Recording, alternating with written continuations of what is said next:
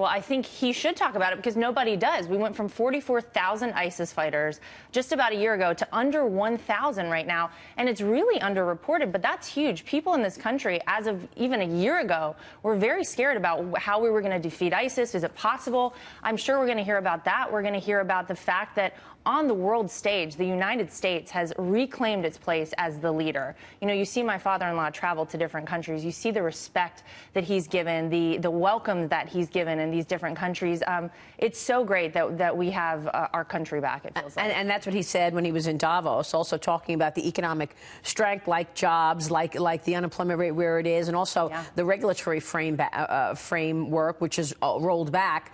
You know, it feels like there's a big runway to this because there's a number of sectors that have not been impacted yet from the regulatory rollback. Is he expecting the good times, to get even better? I mean, in 2018 and 19, he's talking about continued economic growth. Well, I think so. I mean, regulatory reform is obviously huge.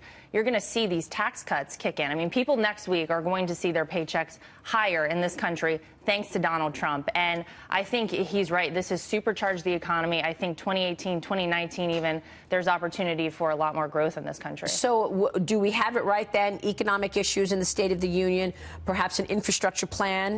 He's going to talk about that as well, right? Well, I'm excited as you are to hear what he's going to talk about. I'm sure immigration will be on there as well. That's such a huge topic. You know, it feels like it's on the 1 yard line. We're almost there. And it's something that's so needed and necessary in this country. Will you be in the hall there tomorrow night? We're hoping to be there. Yeah, great, I think so. Let me ask you this, because, of course, then there's some bad news as well for the Republicans this morning, and that is Las Vegas real estate casino mogul Steve Wynn resigning as finance chair for the RNC after reports of years of sexual misconduct here. Wynn has denied wrongdoing, we should say, but in a statement, he did not want to be a distraction, he said, to the Republican Party.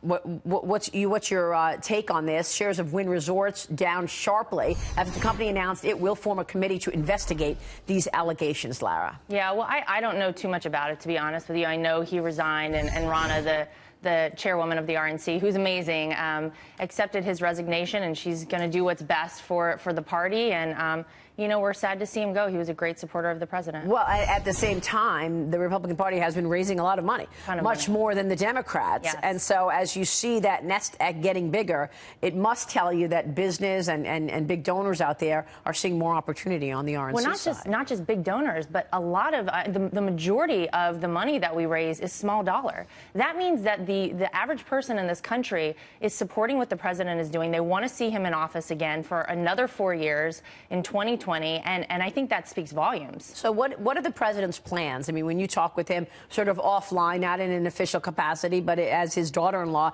what does he want to get accomplished for the next 3 years? Well, I mean, it's what you heard on the campaign trail, which he's delivering on. The economy was so big to him. And obviously, as a businessman, that was something that, you know, was his target from the very beginning. Let's reboot the economy. Let's get it moving. You see where we are now. The Dow at all-time highs. Doing it as a businessman, look, get stuff done on time, get it under budget. Yes. These are really good lessons. No, it's so true. I mean, you look at, I always talk about Wollman Rink and the story there that the city had it for so long. They couldn't get an ice skating rink built in Central Park. Donald Trump came in ahead of schedule, under budget, and that's what he wants to do for this country. And I think we're seeing it happen. Yeah, it's a great point that you make, because I was talking with somebody else about regulations. It took 13 years to build a bridge in Bayonne. It took another 25 years to do an infrastructure plan in Alaska. This rollback in regulations just sort of has unleashed animal spirits. Cut through the red tape. Let's get it done, and this country deserves it.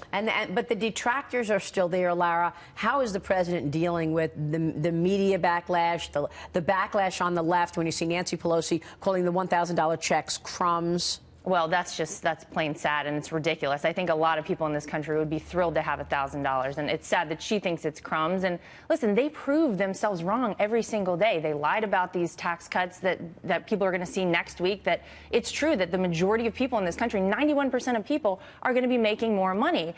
And I think every single day, you know, those people on the left that have been so harsh on Donald Trump, on our president, every day they discredit themselves and they prove themselves wrong a little bit more. What do you do doing in terms of the 2020 campaign at this point? Do we have a sense of who will be running against your father-in-law? Well, I think we ruled out Oprah. Initially, we thought that was her, well, like a week ago. You know what? I don't know. I'd love to know who it's going to be. I think we're raising money, as you said, you know, and I think the president is going to be able to run on, you know, the great job that he's doing for this country. His track record is going to, I think, easily take him into another 4 years. Especially since the Democrats are coming out with the resist and, you know, pushing back instead of having a message. That's all they have. They have no message. They have no leader. They have no agenda other than resist. And it's very obvious. It's very transparent to people, I think. All right, Lara, great to see you. Before you go, any updates on baby Luke? Oh, well, we had him in the pool down in Mar-a-Lago, so we're trying to get him swimming. That's so great. We got a picture. Why don't you show that picture right there? Oh, his first haircut. Yeah, down in Florida, too. So cute. His first haircut. Congratulations, Lara and Lara Trump. Good to see you. Thank you.